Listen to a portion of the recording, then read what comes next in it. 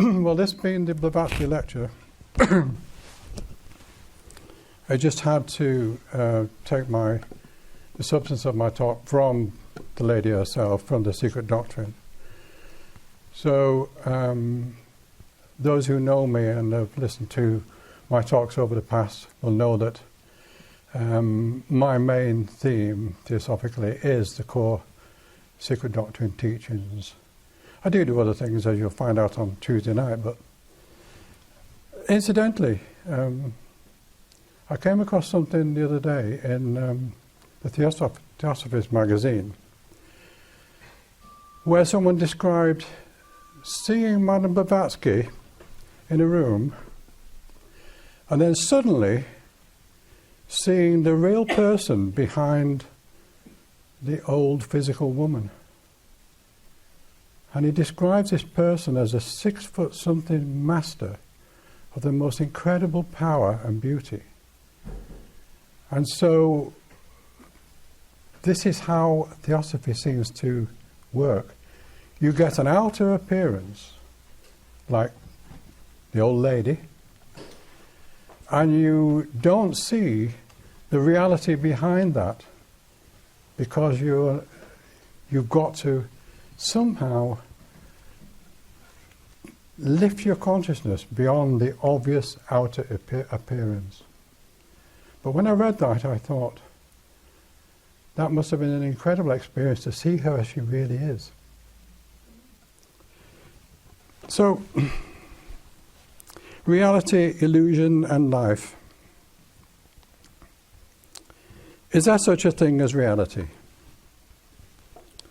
We are asked to accept that the life that we live and everything in it is nothing more than an illusion. Mahamaya, the great illusion. And that nothing is what it appears to be. But to understand this, we need to pass behind the appearance to find a greater reality, the purpose encompassed by the divine plan, which, as you all know by now, is evolution. At the end of a period of existence, all that once existed has been reduced to just the opposing poles of duality, now fused into their antithesis, and even then remaining only in potential. Only non-being remains of the great cycling pair, father-mother, manifesting and non-manifesting throughout the entire term of unlimited eternities. This unlimited thing is just mind-blowing, but it's literal. The universes are unlimited. They're limitless. Duality vibrates through the whole term of the manifestation, we know that. But it must also through the whole of the pralaya, through the whole of the resting period. In the one, it is active. In the other, it is passive. Phenomenon in the one, noumenon in the other. Apart and in juxtaposition in creation, resolved and united in pralaya. These then are the poles within poles, the pairs within pairs, just as the cycles are expressed within other cycles. This is the dance of the opposites, the eternal flickering of the flame of love's longing for its beloved. Whereas the Father, Spirit, is seen as the ultimate reality, in that and that the mother, mater, is all too often seen as an illusion, in that she is the material side of life. But this is misleading. the mother is the only means that the father has in which to develop and experience consciousness. Without her nature, he cannot exist. A provocative new column in Scientific America floats the idea that what is fundamentally real in the universe, the actual base reality, isn't the quarks, fields, and the quantum phenomena that seem to comprise it. Instead, according to scientist and philosopher Bernardo Kastrup, some scientists are starting to suspect that matter itself is an illusion, and that the only thing that is real is information, which they call information space. The basic idea is that the physical universe exists because we perceive it. It's a sort of mass hallucination that we use to make sense of the mathematical relationships of objects. This is a pretty far-out idea, but according to Kastrup, it's gaining ground rapidly. HBB told them that over 100 years ago. They will, you see, what scientists grope for as they ever move forward, blinded by materialism, Theosophy lays down the very keys to the knowledge that they seek, but they will not recognize it. I've seen this over the last 2 or 3 decades. When they do come across something that is purely theosophical, such as quarks and quantum, which, again, Madame Blavasky laid the way for that, they will not recognize where that information originated from. They will give it other names, they will give it other labels, and they will call it another theory. They will never admit that Blavatsky said it first and understood it before they did. Centuries of blind faith, religious faith and dogma, followed by the apparent refuge of materialism, has resulted in the newfound certainty of scientific knowledge. But this new understanding can be just as much a blindfold as was blind religious faith. You know, before we can learn to perceive and eventually embody truth, we must first of all unlearn the falsehoods and the misunderstandings of the ignorant mass mind and the new gods of science. This is something that is often overlooked, or at least not clearly understood. The search for truth becomes a one-sided issue, amounting to seeking knowledge in and of itself in the expectation of achieving wisdom. But wisdom cannot be used to replace ignorance. It can only arise in a mind that has first seen through the falsehoods of the common view. The ideas and views of life that we take for granted must be re-examined in the light of the unlearning process before we can even approach the true nature of things. Unlearning is the hardest part of our journey to wisdom, because everything around us in society supports and defends the materialistic view. To break that hold is a mammoth task. We read, study Theosophy, and we try to understand it, but we find it hard to truly assimilate, and at best it becomes a lifelong task. Learning the words and the concepts so that we can talk about them, even in great detail, is not wisdom. Unless we use our study to challenge our everyday views, we will not have unlearned, and no amount of reading will change our perception in any real sense. It is most important to consider the implications of what we read and try to assimilate them into our daily lives. This is the task, really. We read all this stuff, but we have to find out what does that imply for me, for you? If we can work that bit out, then we're making progress. We look around us and we see life as a multitude of things without number. But this is the real illusion.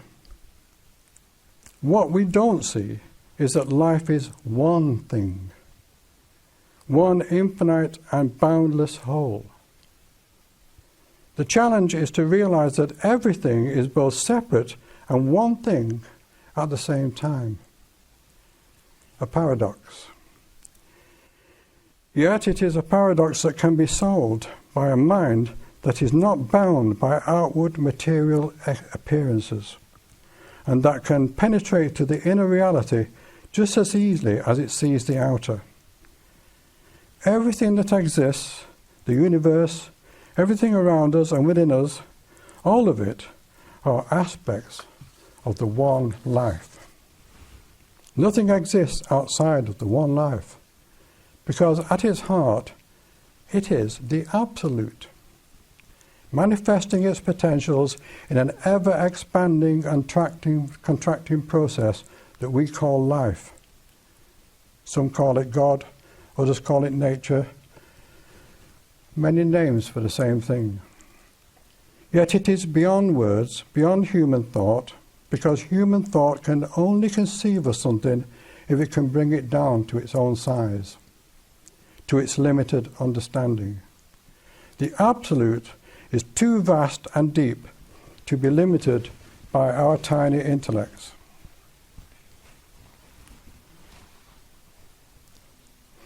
We can begin our search for reality with the well-known term spirit and matter. Excuse me.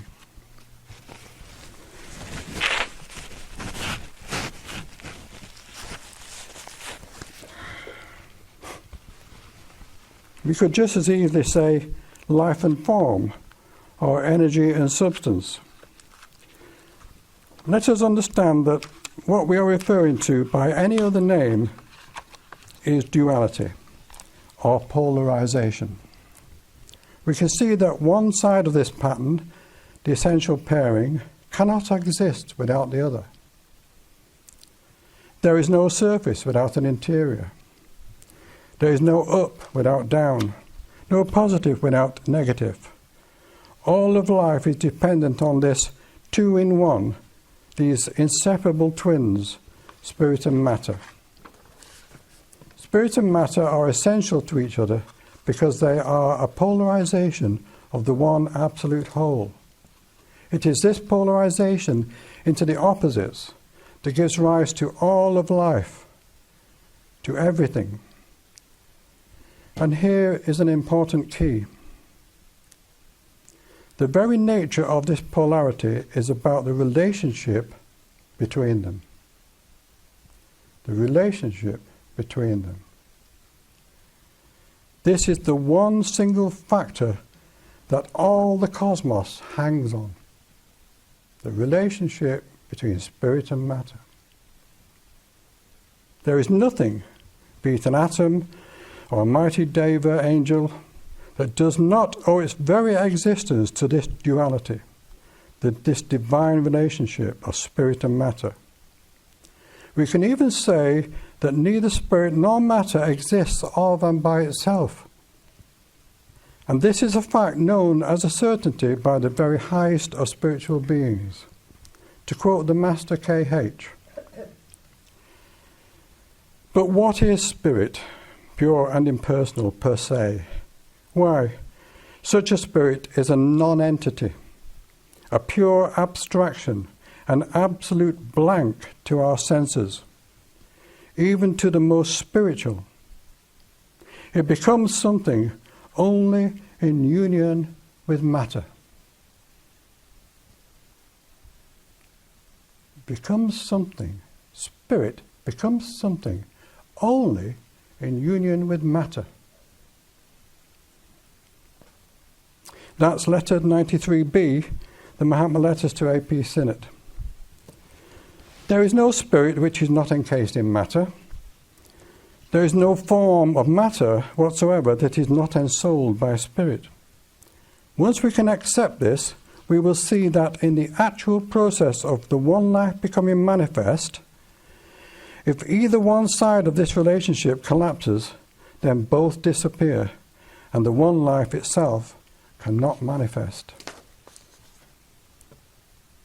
At the end of the great cycle, when the two are reconciled once more, only the one remains, unmanifest and void of consciousness.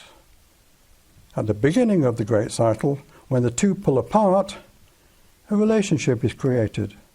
Consciousness then ensues, and what we call life can proceed to evolve its infinite possibilities. Excuse me.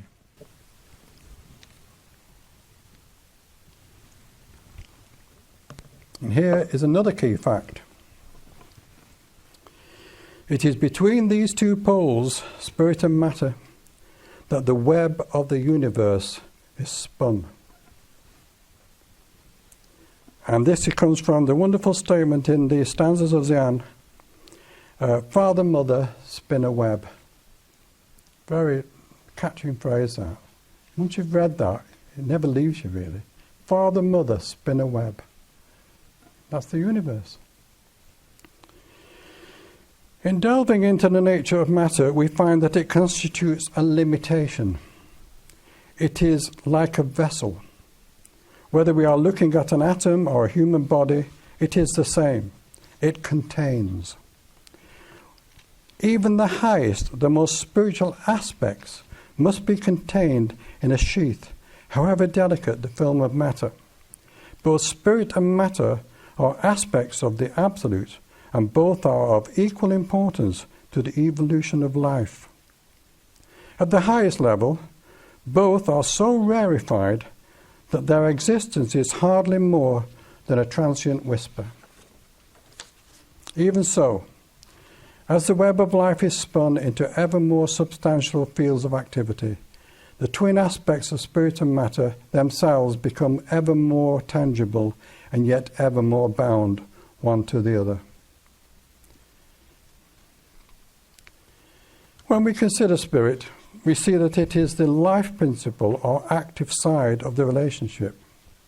We would usually call this the consciousness side, or that which becomes what we see as consciousness in so-called living beings, such as animals and humans. But here we must step back and reconsider. Because in truth, there is nothing that is not conscious in its own terms. No consciousness, no life. No life, no consciousness. Spirit and matter are not two, they are one. They are aspects of each other. Both arise at the same time. Spirit does not clothe itself in matter as a process. Matter is the outer effect of the inner force of spirit. And in this way, spirit limits itself. Without this limitation, consciousness cannot arise and spirit cannot evolve. And nor can matter evolve, for that matter. Having not understood the true nature of consciousness, even though they refer to it constantly, many, if not all, of today's writers on spiritual subjects seem to be satisfied that consciousness is the mind or the mental body or even the spirit. It seems that having understood that we have a mental body and that that is where thought originates, and the brain being but an instrument of thought and sensations, consciousness must be either the mind or the spirit. It may have never occurred to them that consciousness could be something else, not something that we have, but something that we do. As a theosophist, I would say that the word consciousness is not a noun, but is in fact a verb. This question of consciousness is an enigma to the sciences, and the philosopher will be just as lost for a viable explanation. The following statements will give us a good idea of just how innocent science in general is when it comes to the true nature of consciousness. This is taken from the Stanford Encyclopedia of Philosophy. This article was first published in June 18, 2004, and substantive revision Tuesday, January the 14th, 2014. So it's only 4 years old. I quote, "Perhaps no aspect of mind is more familiar or more puzzling than consciousness, and our conscious experience of self and the world. The problem of consciousness is arguably the central issue in current theorizing about the mind. Despite the lack of any agreed upon theory of consciousness," so there isn't any agreed upon theory, "there is a widespread, if less than universal consensus that an adequate account of mind," this is amazing, this, "an adequate account of mind requires a clear understanding of it," consciousness, "and its place in nature. We need to understand both what consciousness is and how it relates to other non-conscious aspects of reality." Well, in fact, there are no non-conscious aspects of anything. The article goes on to say, "A comprehensive understanding of consciousness will likely require theories of many types." So one won't do. There's going to have to be a lot of them, so they can pick and choose when it suits, you see. "One might usefully and without contradiction accept a diversity of models that each in their own way aim respectively to explain the physical, neural, cognitive, functional, representational, and higher order aspects of consciousness. There is unlikely to be any single theoretical perspective that suffices for explaining all the features of consciousness that we wish to understand. Thus, a synthetic and pluralistic approach may provide the best road to future progress." And, to add to this, the physicist Roger Penrose and the I knew I'd have trouble with this one. Anesthesiologist, that'll have to do, Stuart Hameroff, in the 1990s have championed a model according to which consciousness arises through quantum effects occurring within subcellular structures internal to neurons known as microtubules. I would say that's clutching at straws myself. So we think of spirit as being consciousness simply because we don't understand that consciousness is the relationship between spirit and matter, father and mother. And so here is the truth of it. Consciousness arises between the opposite poles of spirit and matter as a relationship between them, as does the web of life, because these are the same thing seen from different points of view. Our consciousness, as with everything else, is the experiencing of relationships of every kind. It is not something that we have, it is something that we're doing. Just as spirit and matter spin the web of the universe with their divine relationship, so are we and everything else conscious through our own relationships. If there were nothing to relate to, we could not be conscious. Our awareness would be nil. I refer back to scientist and philosopher Bernardo Kastrup saying that some scientists are starting to suspect that matter itself is an illusion, and that the space thing is real in space, is information space. Or could he say relationships? He says that the physical universe exists because we perceive it. It's a sort of mass hallucination that we use to make sense of the mathematical relationships of objects. How close, and yet so far. It doesn't take long, once you take this on board, to realize just what relationships are. In the evolution of life in this system, going back to the very beginning, it's the monads that find themselves in mineral atoms that have what we would not call conscious at all. Yet they become aware of a relationship between themselves and the atoms next to them. And that relationship causes them to vibrate. And that vibration causes them to join together or to pull apart. That's how it all starts. It's a relationship right from the very beginning.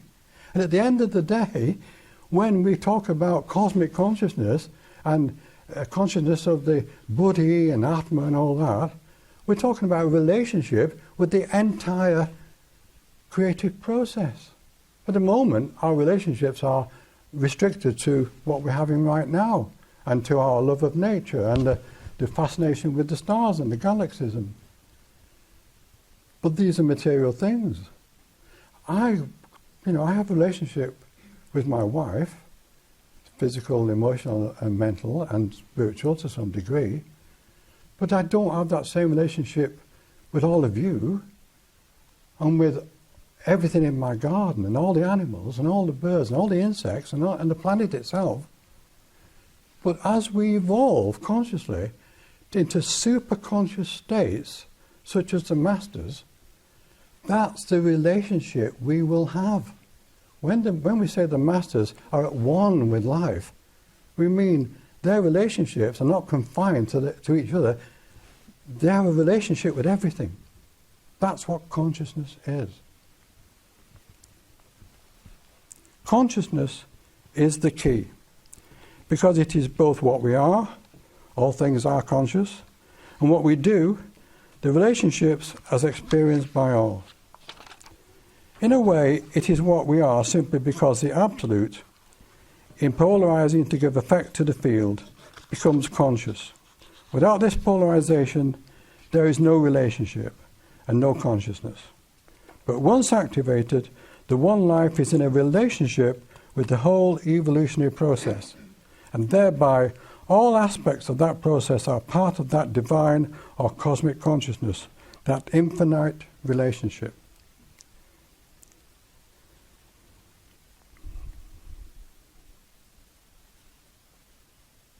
What we probably don't understand about ourselves, or in terms of what we are truly, which is monads, when we are setting out on our journey,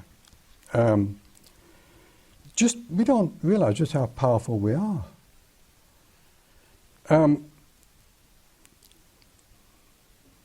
When we are cast into the web of life, to begin with, we are so powerful.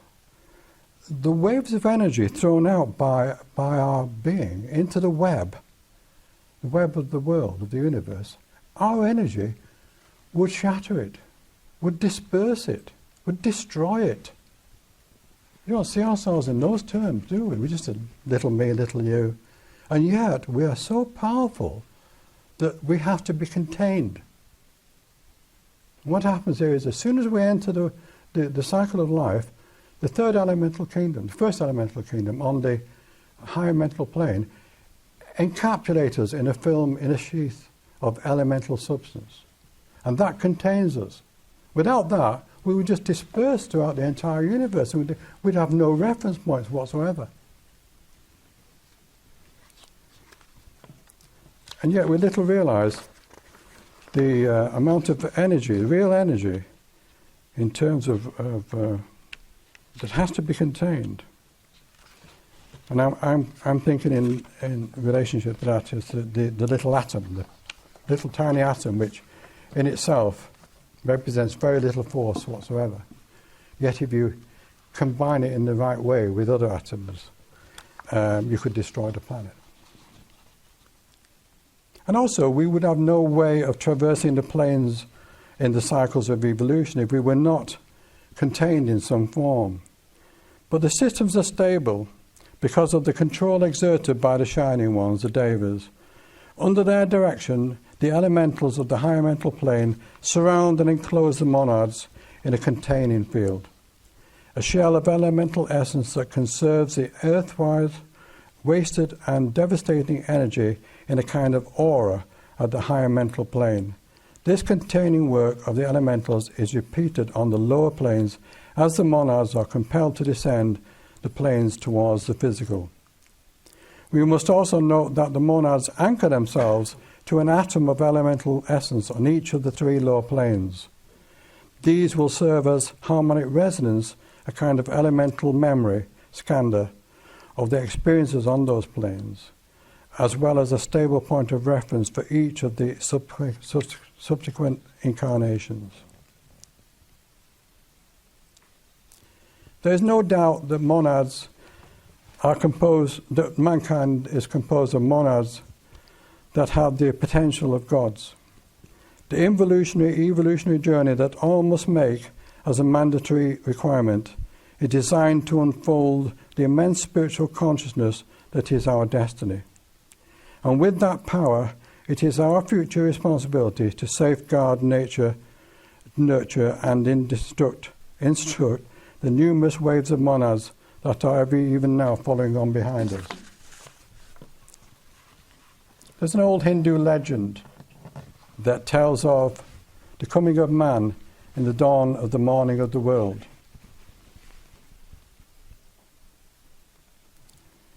In this legend, the gods began to feel threatened by the quality of man's activity, his powers, and his immortality.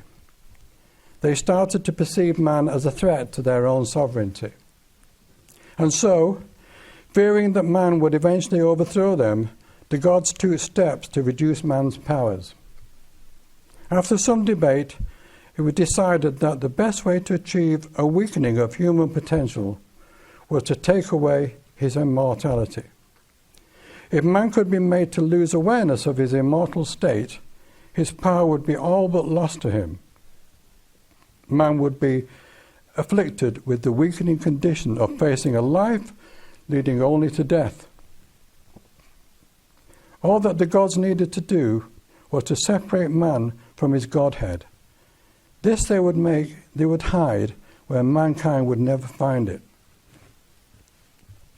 But when they decided and debated amongst themselves where they should hide his stolen godhead, they soon realized that this solution would not prove to be quite as easy as they had assumed.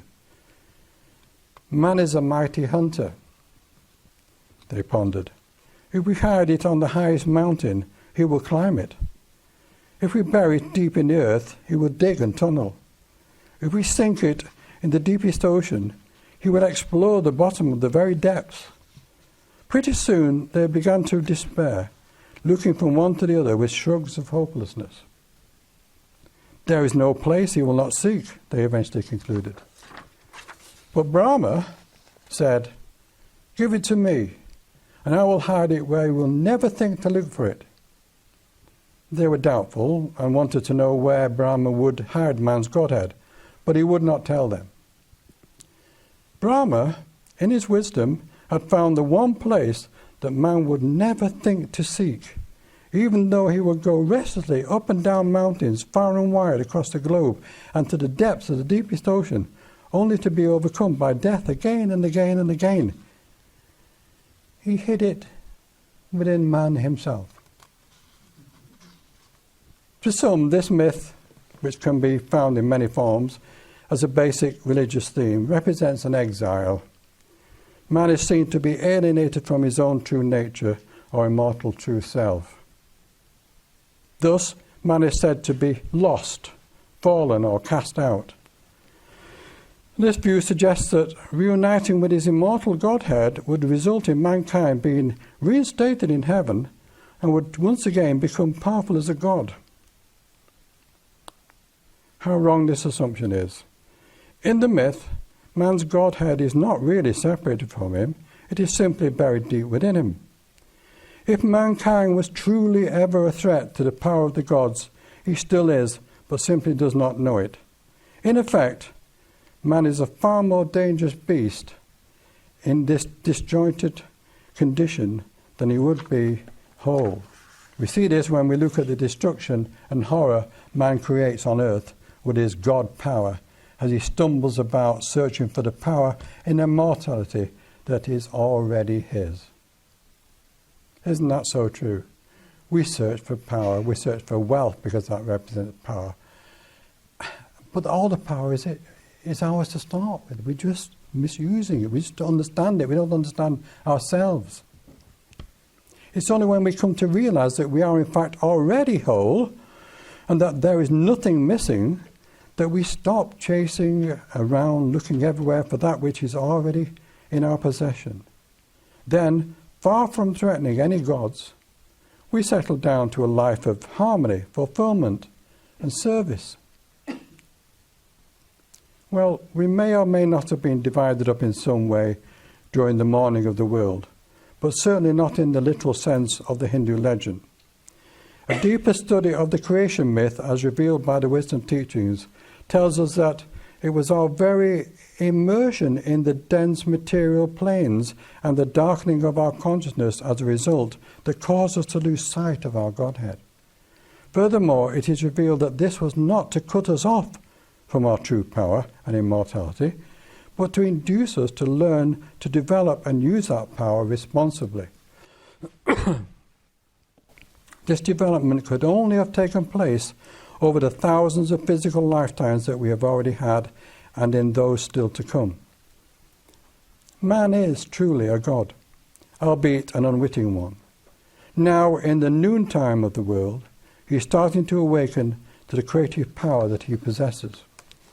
In the future, when the twilight of the world is nigh, when the evening glow of the setting sun turns to the dark of limitless space, and the earth's aeonic day comes to a close, then will the creative power of humanity rise from this world to take its seat in the company and brotherhood of the gods, the creative hierarchies.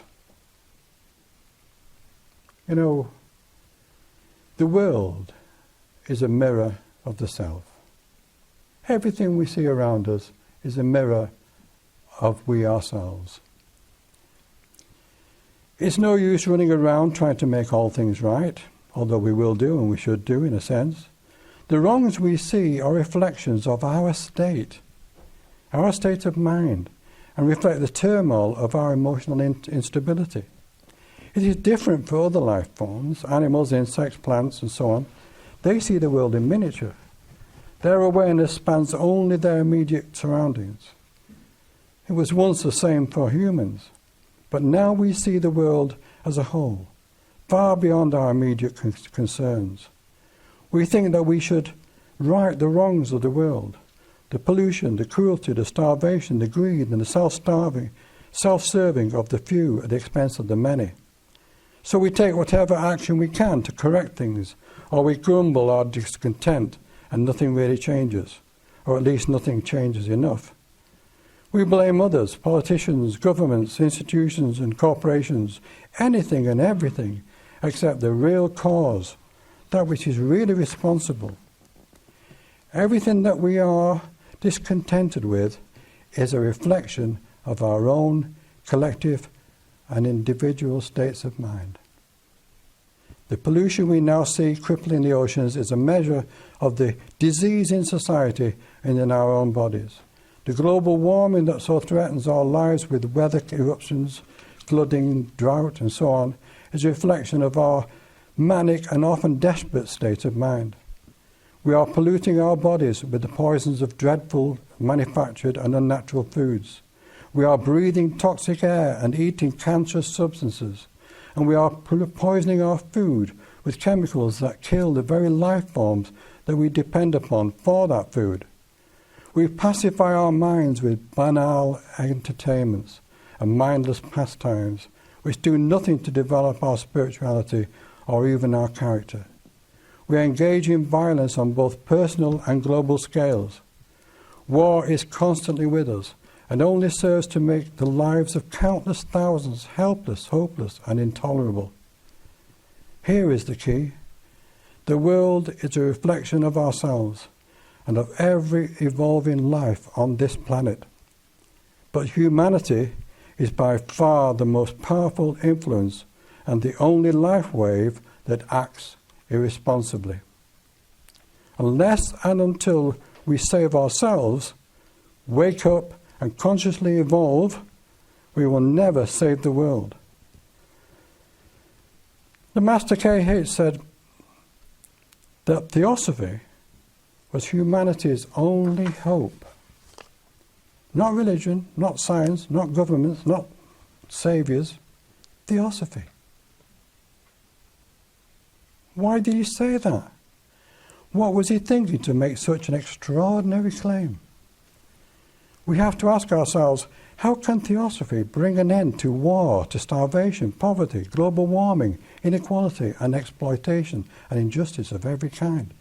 Can Theosophy save humanity from its own destruction? To be honest with you, I would have to agree with the Master. But will it? Is there still time? These are questions the future will reveal to us, the answers. The Masters do not think as we do, in short time spans. They see life on Earth in the context of evolution, the great journey of the life waves through the manvantara of chains and rounds, of entire systems and solar duration, and even beyond. We ordinary humans have no true concept of time, let alone reality. What is real to us is mostly what is staring us in the face. We hardly ever question the actual nature of reality. We just think of it as something that is out there and leave it at that. So, taking into account what we have discussed about the absolute, illusion and reality, consciousness, and the most important aspects of relationships, which is life by another name, we can perhaps start to understand the basis upon which the Master makes his extraordinary claim. Theosophy is the perfect way to understand and verify the fact that we and everything else are one and the same thing. We are conditioned to believe that we are experiencing something else as we perceive the world around us. We start that way. We first of all see the things around us as not self, and thereby gain some limited awareness of our own self by comparison. But by now, as humans in the vanguard of the life on this planet, we can, if we can come to realize it, see that what we experience as something else is in fact truly just another facet of ourselves. And that we are one and the same thing, expressing and experiencing in our own unique ways. The earth is a majestic being of incredible spiritual power. It's conscious of every element of life evolving within its aura and upon its material body. As the life that it nurtures suffers and feels pain, at every moment the earth feels that suffering. We are the world, and the world is us. What we do to the world, and to ourselves in equal measure.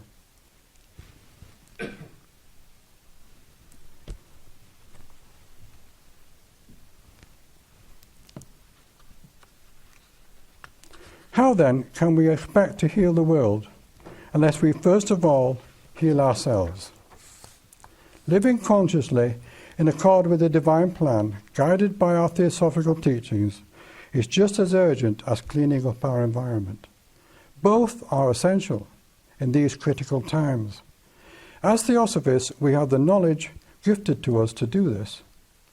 Surely it is this incredible fact and the implications of it, once realized, that has the power to stop the world as it is now and remake it in the true image of brotherhood, harmony and truth. To live by theosophical teachings is the only hope for our survival on this planet. Once we understand the great plan of evolution and the way that it has been organized by the mighty David kingdoms to the needs of the one life, when we come to see the living truth of our journey, from spiritual spark to human to superhuman, the sooner we will become whole and perfect in body, emotions and thought. And so, then will the world be at peace, all conflict and suffering things of the past, replaced by a living, true brotherhood and love for all life. A theosophical world is one where humanity is in a conscious, fully realized relationship with Mother Earth, and therefore all of the life that it supports. This would be a true utopia, a Shangri-La, to prophesy golden age. It is ours for the taking. From the unreal, lead me to the real. From darkness, lead me to light. From death, lead me to immortality.